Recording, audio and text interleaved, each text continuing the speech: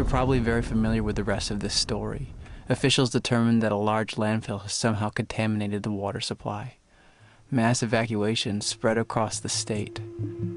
Group hallucinations, hospitals overburdened with thousands of afflicted people. Tourists trapped in traffic for nearly a week.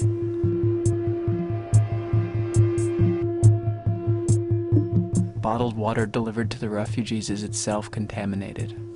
60% of the elderly population dead within the first month of the outbreak.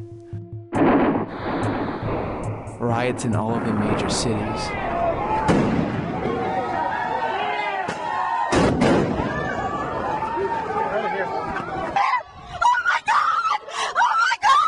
Wildfires begin to spread across the dry regions of the state. And this was a much different picture than yesterday, though. Winds yesterday flamed. I was working as a cameraman for a local television station in Illinois.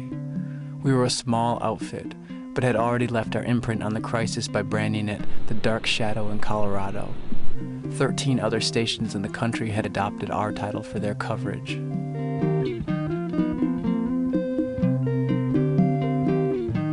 Overwhelmed with the mind-numbing array of statistics, 352 dead in the first week, 5 million displaced, 350 staging areas, my station manager wanted more of a human interest focus on the crisis. I volunteered to head to Colorado to look for citizens who had stayed behind in the cities after the evacuations.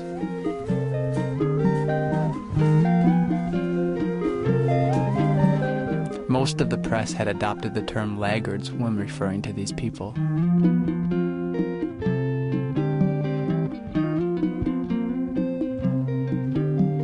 My supervisor liked my enthusiasm, but she was concerned that such a trip would be too dangerous.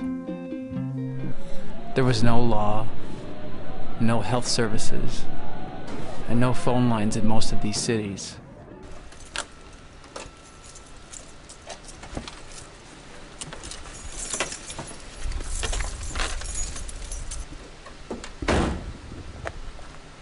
A lot of the bigger news organizations, like CNN, were sending in reporters, but our local affiliate didn't have the budget or the insurance to allow for such a story.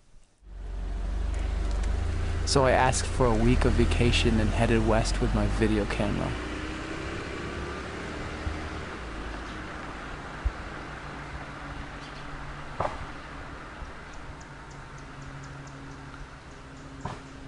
I had vacationed in Dillon, Colorado with my family when I was younger, so I chose the small tourist town as my destination. At that time, the streets were filled with hundreds of minivans outfitted with ski racks and bumper stickers that said things like, "And on the 8th day God went skiing," or "If it's snowing, I'm going." It was still as beautiful as I had remembered it, even as a ghost town.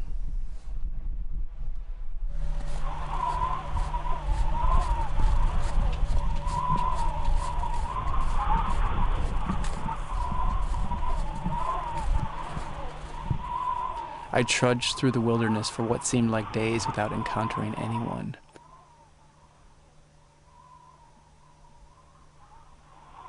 It was cold and the wind cut through my jacket.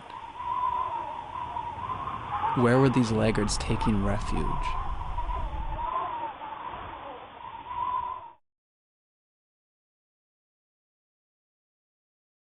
After about 3 days, I came upon what must have been the last laggard in town. He was exploring an amphitheater in the center of the community. At first he was reluctant to speak at all, and he behaved as if he didn't notice my presence. I later learned that his name was Christopher, and he was an IT technician from Washington, D.C. He had a wife and kids back home.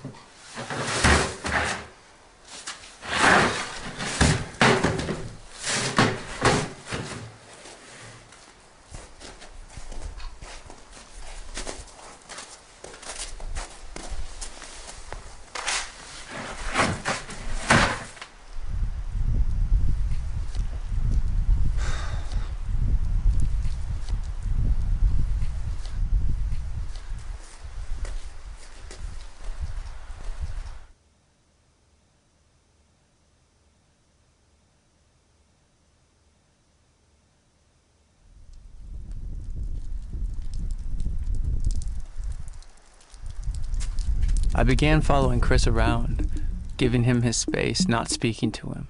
He seemed to gradually become more comfortable with me.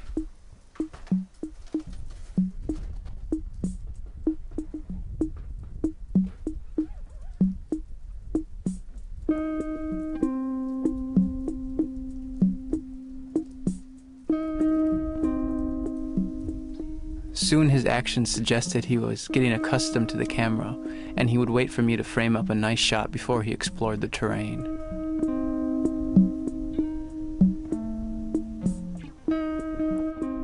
I followed Chris to his camp. He was residing in this recycling shack.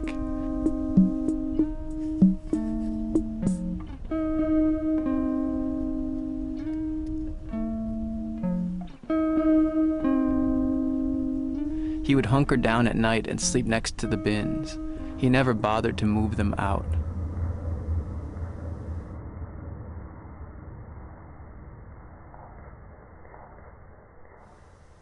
After 2 days, he began to talk a little bit, but his speech was limited to a litany of popular suburban restaurants.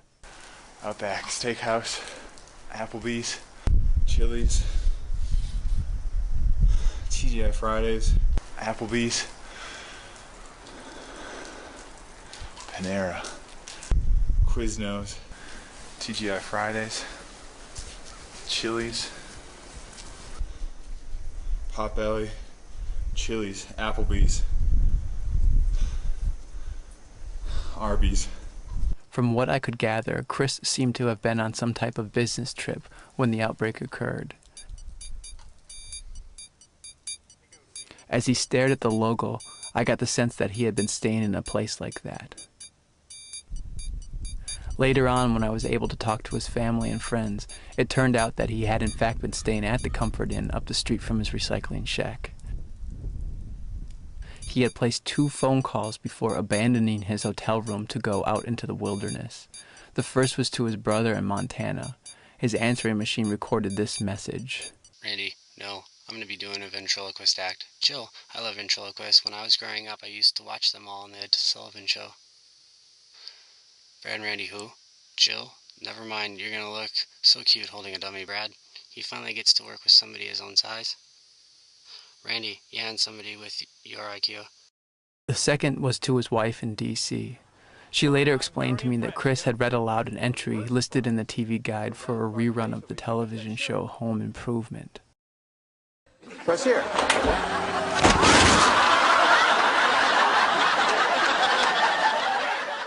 It's Valentine's weekend, and Tim makes plans to go with Jill to a romantic getaway. Then on Tool Time, camping equipment is featured, and Tim says he wishes he could go to camping with his family. After reading the message, Chris simply hung up.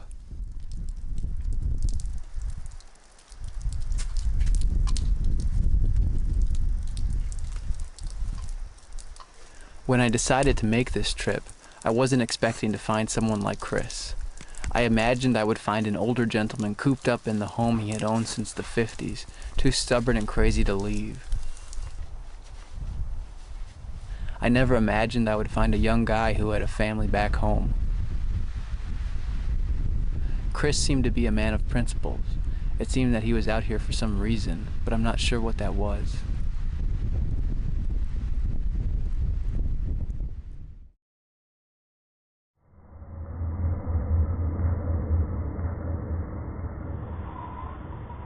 On the second night, Chris was mumbling to himself in his recycling hut while I was setting up my tent. I didn't get audio of it, but he was saying, "Apple out, Quizback Steak Fridays, Pot Steak, Steak Bellies, Chillabees, TG Paneras, Pot Nose." I realized he was recombining the words and sounds of the restaurants he had been listing off earlier. He was making new hybrids in his imagination. He appeared to be suffering from some of the symptoms of salmonella poisoning: irrationality, bewilderment, confusion.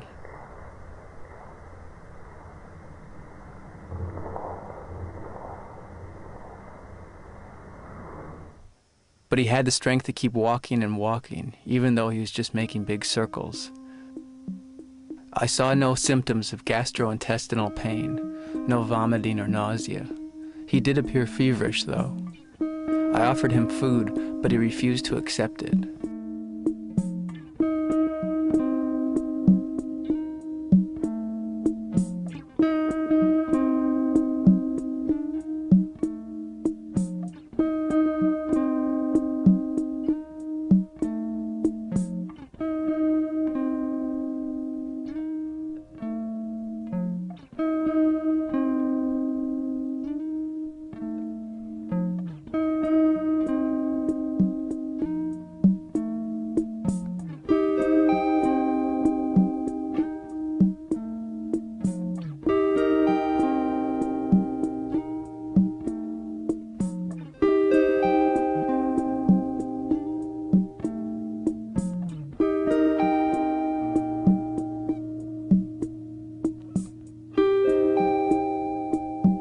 Set your laminate securely on your shimmies front and back.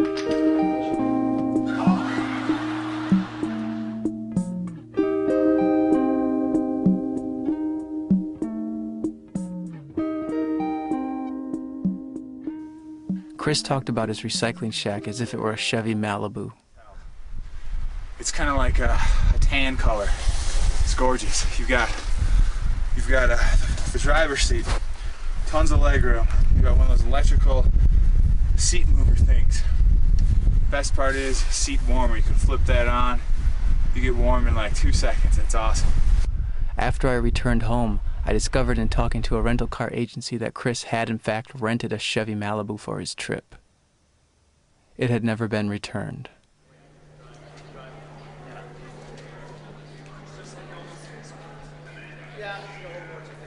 Strangely, I had the opportunity to visit a car show before the incident in Colorado, and I had filmed a spot about the Malibu. It seemed like a very nice car, very sensible. This is some of that footage.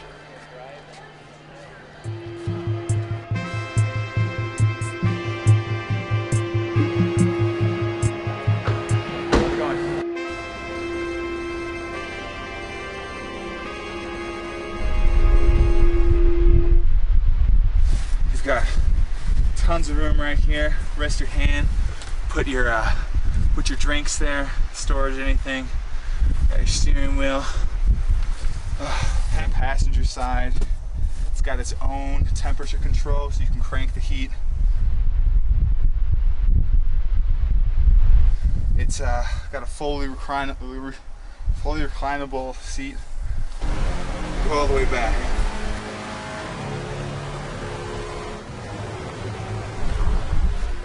That wasn't there yesterday. Nothing there.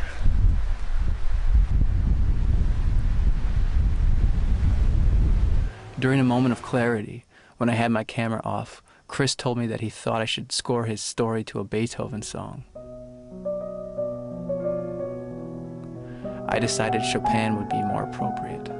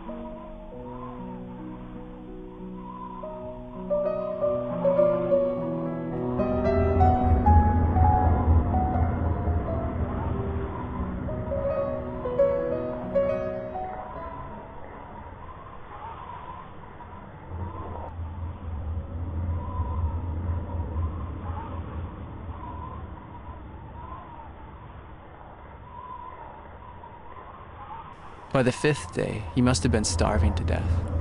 His mumblings were getting more and more paranoid. He seemed to be convinced that someone was after him. Gesturing towards a field of snow, he told me that he had buried a phone there a few days ago. He promised himself he wouldn't dig it up until he needed it, but now was the time.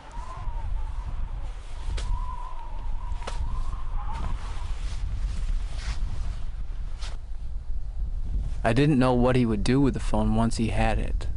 I had already offered to call for help on my own phone, but he insisted that I shouldn't. Weeks later, I found out what he had done with the phone. He had composed an elaborate 10-part text message to his sister in Wisconsin. The message at first seemed to be like the others, a synopsis of the TV program. But as it unfolded, the reader would slowly realize that this was a mashup of Chris's own experiences with the plot of Home Improvement. I have asked his sister to read the message. Tim, so things aren't working out too well with your girlfriend, huh? Wilson. No, Tim. After the evacuation, I felt I needed to spend time with the animals and trees. I would have gone driving in my Chevy Malibu if I didn't think I would be infected. Tim, golly, that sounds like a hoot. Wilson. Wilson laughs. So, what brings you out here at this late hour? Tim. Jill found Randy's pillow in the microwave. There seems to be a mucus-like residue on it. I've been washing it in the snow, but I can't feel my hands anymore. Wilson. Well, Tim, when you were 13, would you have admitted your fears? Tim. When I was 13, I wasn't scared of anything. I would spend days on the side of a mountain living in a small space, the leather interior and the cup holders keeping me company, as I imagined driving on the open road, free of disease and torment.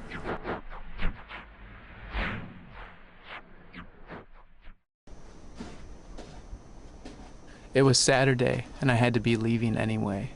I had enough footage to make an effective 3-minute human interest piece. But I wish now I had something a little more dramatic. I couldn't stick around waiting for Chris's story to reach its conclusion. Who knows how much time he had left.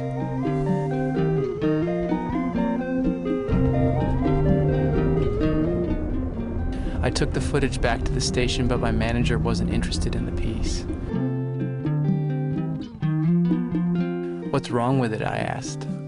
There's not enough humanity for a human interest story, she said.